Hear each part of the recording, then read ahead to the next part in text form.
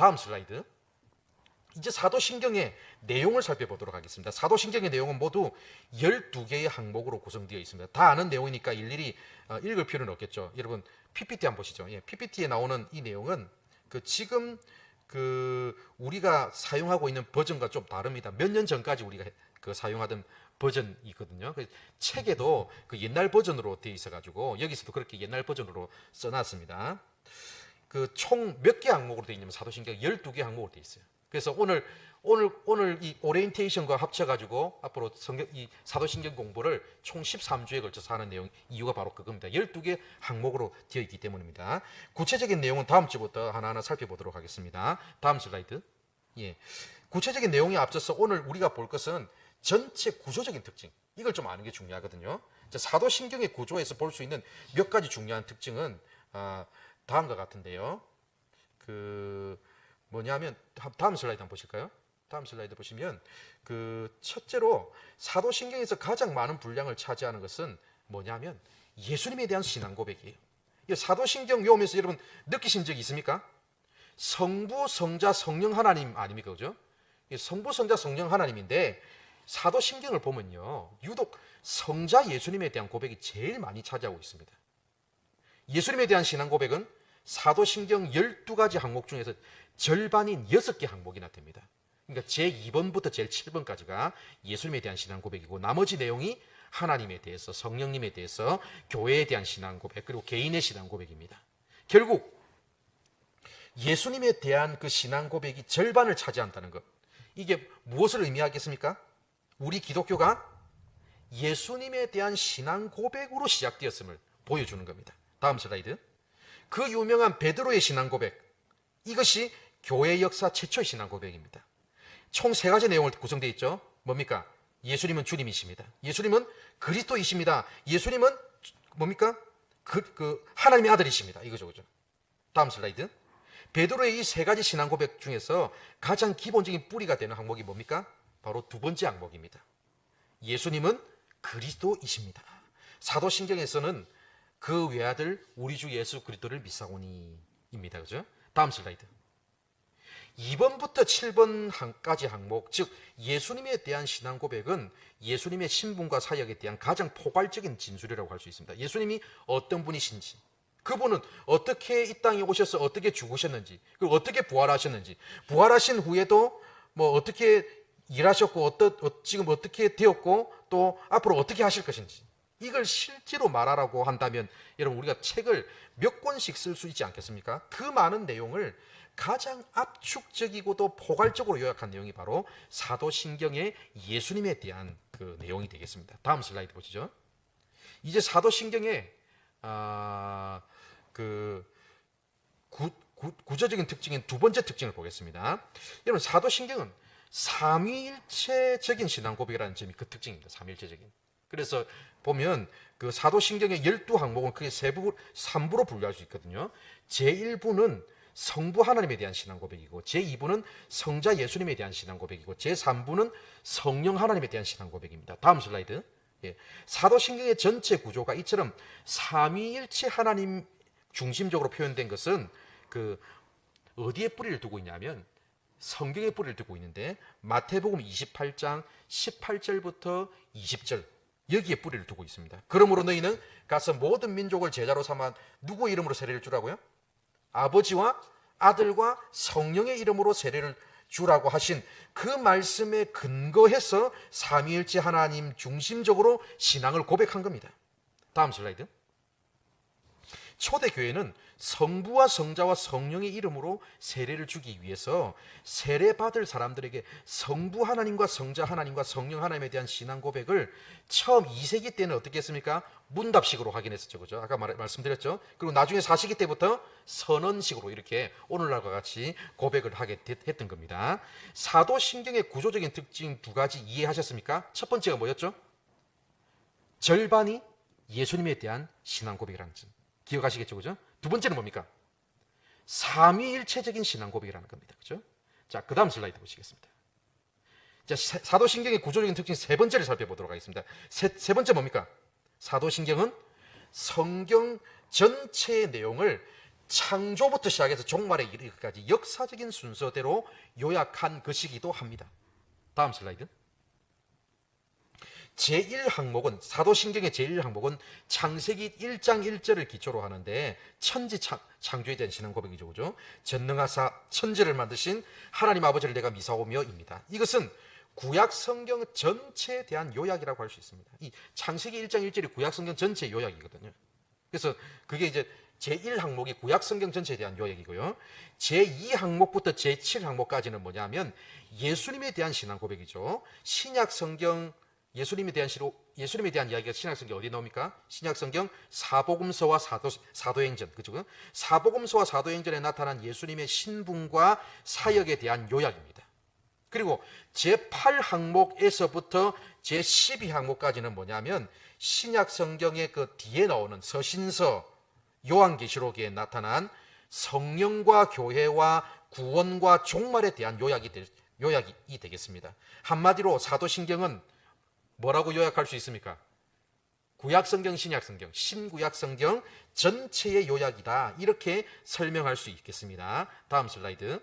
사도신경에 나오는 이 신앙 고백을 통해서 우리는 성경 전체가 시간적인 순서로 대로 요약되어 있다는 사실을 알 수 있습니다. 성경은 시간 순서대로 되어 있습니다. 창조, 그 다음 뭡니까? 구원, 종말입니다.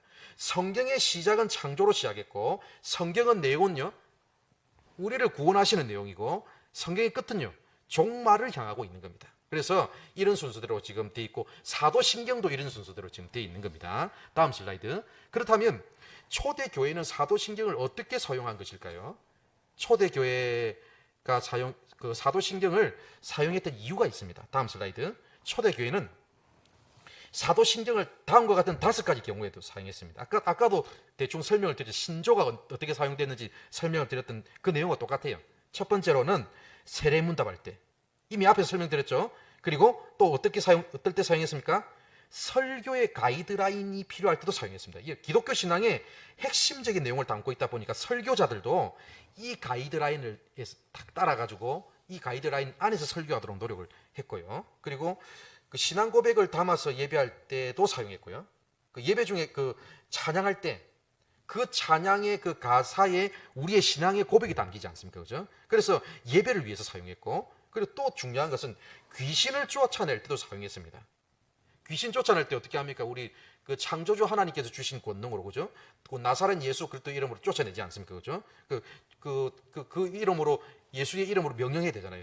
귀신들을 향해서. 그래서 귀신을 쫓아낼 때도 사도신경을 사용했습니다. 그리고 마지막으로 교인들에게 공식적으로 편지를 쓸 때도 사용했어요. 여러분, 서신서를 읽어보면 이런 표현 많이 나오지 않습니까? 전능하신 하나님, 창조주 하나님이 여러분들에게 어떤 은혜를 베푸셨고 이런 어떻게 하여 주시기를 원하노라 이런 표현들이 있지 않습니까? 그죠? 그리고 편지의 마무리 글에 보면 쓸 때 주 예수 그리스도의 은혜가 너희 무리와 함께 있을지어다 성부 성자 성령 하나님의 은혜가 이런 표현들이 그 서신서의 마지막 인사말에 나오거든요. 그래서 이 그 초대교회 때 그 목회자들이 성도들에게 편지를 쓸 때 많이 사용했던 내용이 사도신경의 내용이 되겠습니다.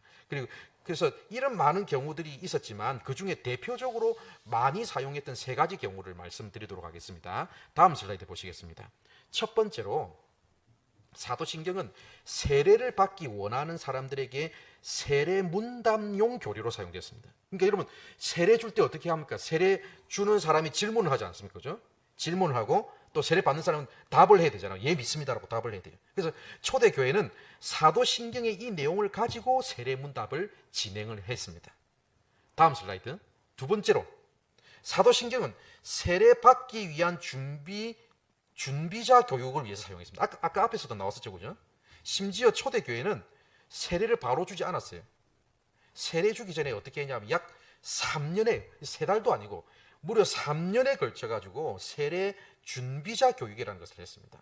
우리도 옛날에는 그 학습 교인이 되고 또 세례 교인 이런 식으로 좀 이렇게 기간이 좀 길었지 않습니까, 그죠? 근데 초대교회 때는 더 길었어요. 3년이었습니다. 이때 사용되었던 대표적인 것이 바로 사도신경이었습니다. 그런 측면에서 오늘날에도 우리가 세례를 줄 때 세례 교육이 좀 더 너무 쉽고 간편하게 세례를 주는 것은 아닌지 우리가 좀 돌아볼 필요가 좀 있는 것 같아요. 어떨 때는 좀 이렇게 세례를 줄 때 그 사람이 확실하게 안 믿는데도 불구하고 일단 그 사람으로 하여금 교회를 다니게 해야 되니까 세례를 그냥 주는 경우도 있고요. 그리고 세례 받으려고 하는 사람도 일단 내가 지금 안 믿는다고 말하고 안 받아버리면 좀 뭔가 여기서 이 교회 조직에서 뭔가 뒤떨어지는 것처럼 보이니까 무조건 일단 믿는다고 말하고 이렇게 받는 경우도 좀 제법 있어요. 사실은 우리 한국 교회 안에. 심지어 군대에서는요, 어떻습니까? 군대에서는 초코파이 먹기 위해서 집단적으로 아무런 교육 없이 그냥 그 세례를 받기도 하지 않습니까? 그죠? 그래서 여러분, 이런 우리 한국교회 세례 형태를 다시 한번 더 우리 좀 되돌아봐야겠다는 생각도 이번에 좀 하게 되었습니다. 무엇보다도 여러분, 오늘날 세례를 줄 때 사도신경에 이 나오는 내용들을, 좀 기본 내용들을 잘 이해하고 있는지, 무엇보다도 그 내용을 확실히 믿고 있는지 잘 확인할 필요가 있을 것 같습니다. 이제부터라도 좀 이 부분에 대해서 신경을 좀 많이 써야 되고 교육도 철저히 해야 됨을 느끼고 있습니다. 다음 슬라이드. 자, 셋째로 초대교회에서 사도신경은 교회를 비난하고자 하는 이교도의 공격과 교회 내부의 이단을 방지하는 데 가장 강력한 방패로 사용되었습니다.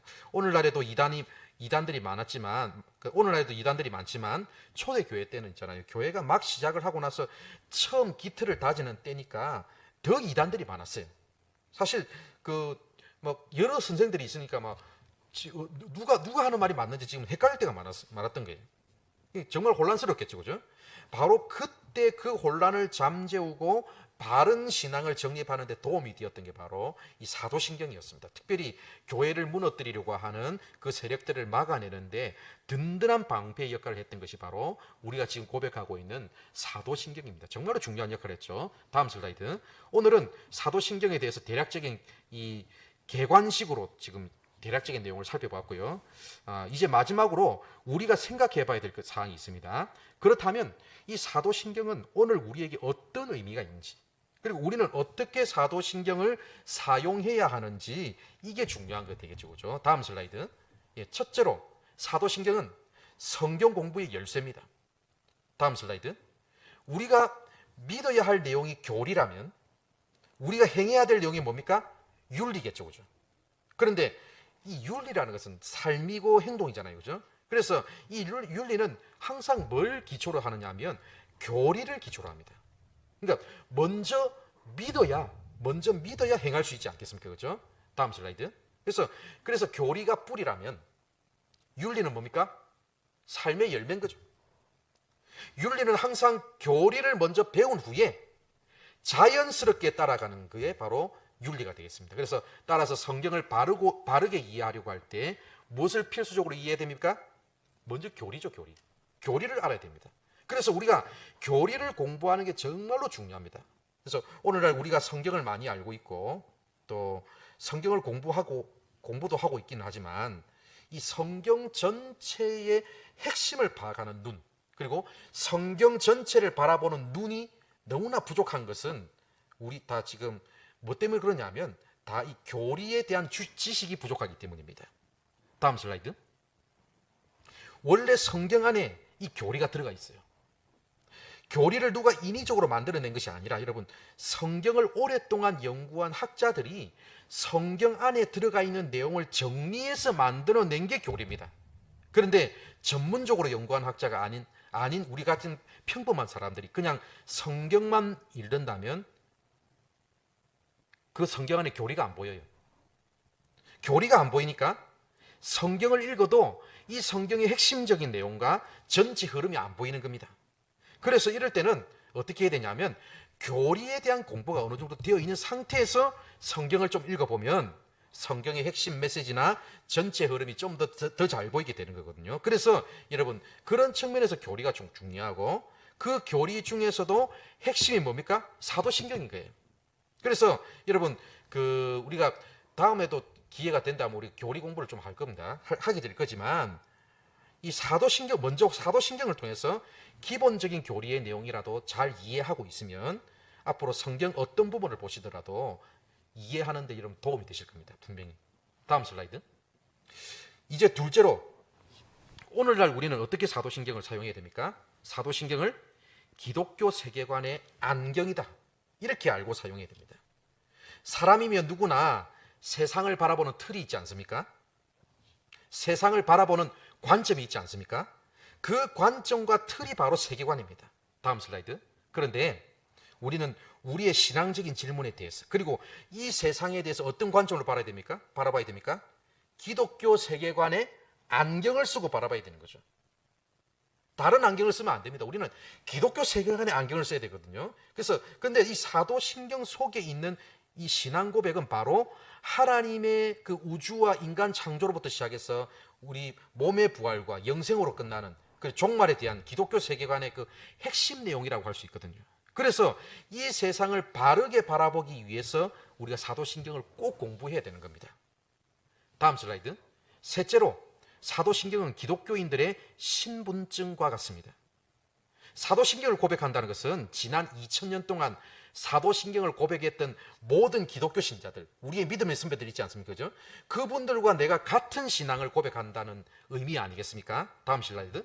그래서 그 사도신경은 뭐냐면 나도 우리의 믿음의 선배들과 똑같은 기독교인임을 증명하는 신분증의 역할을 하는 겁니다. 그리고 앞으로 예수님이 재림하실 때까지 계속해서 우리가 다음 세대에게 전해야 되지 않습니까? 그죠? 전해야 되는데 이 전해야 될 그 핵심적인 내용, 그 마치 달리기 선수가 바톤 터치를 할 때 그 바통이 뭡니까? 바로 이 사도신경인 거죠.